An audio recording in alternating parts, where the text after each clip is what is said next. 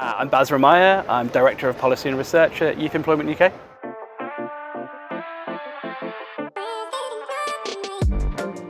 Well, I think the fundamental issue that's long been neglected is the simple fact that there just are not enough high-quality jobs for young people. There's not enough high-quality opportunities.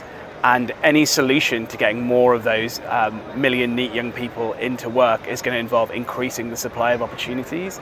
And that's going to involve a lot of different mechanisms. That's going to involve how apprenticeships are kind of like gate-kept and managed, and how employers are incentivized to offer training places and apprenticeships to young people. But it's also going to involve a lot of investment in the economy from the government and from other investment actors to make sure that businesses have the money that they need. There's the demand for their services that allows them to have the guaranteed income that they need, such that they can be investing in creating opportunities for young people. So there's a lot of things that are going to need to happen, but ultimately, if we're going to sort out this problem, it's going to involve there needing to be more good jobs for young people.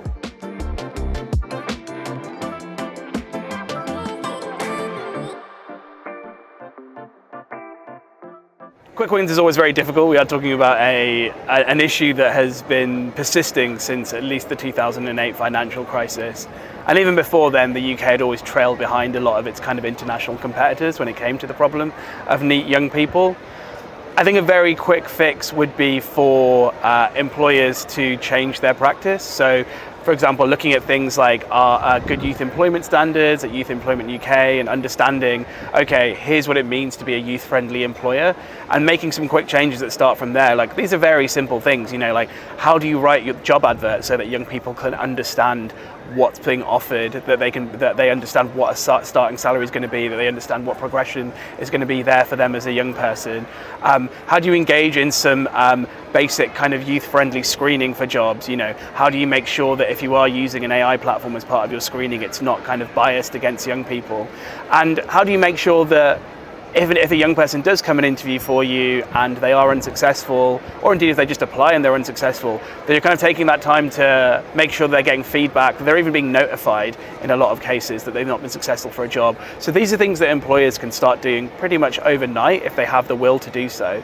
And these will already make a huge difference to young people. I've been going up and down the country in the last few weeks speaking to young people, and one of the things that's really stood out for me has been not only the number of jobs that young people are applying to, but the number of jobs that young people are applying to and having a really negative experience of the application process because they're not even hearing back from an employer to say that they've been unsuccessful. And that's making young people feel dejected. It's making young people often move from being unemployed to economically inactive, where they're not actively looking for work.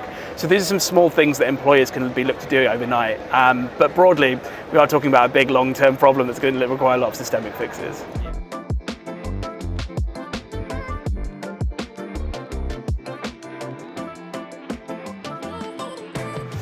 So it is a very comprehensive report, but I think the comprehensiveness of the report, I think, recognises the complexity of the problem, which is that look, young people we may have a million NEET young people, but all those million young people have different reasons for why they are NEET. It may be health related, it may be education related, it may be related to other things that are going on in their lives. And often there'll be a complex interaction between those different factors, meaning that each young person is going to need individualized and tailored support. So that's what's key here, is improving and increasing the capacity in the system to provide that tailored support. We work with and speak to loads of great organisations at Youth Employment UK who focus on providing that tailored support. They focus on having, a trusted adult who works directly with a young person to understand in detail, like, what are their needs and therefore what support they need, and therefore coordinate their access to that support. So increasing that kind of supply and capacity for individualised and tailored support here is really vital. And a system that supports that is going to be an absolute necessity if we're going to support a lot of the young people who are the furthest away from the labour market.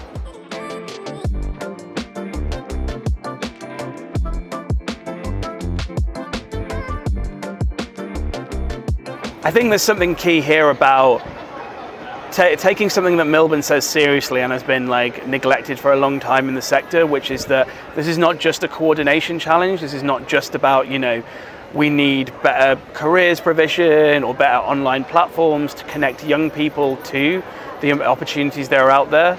That is all very important, and we have our Opportunity Finder, our Youth Employment UK, which is a really valuable resource for employers and for young people. But also there just needs to be a wholesale increase in the total supply of high quality opportunities for young people.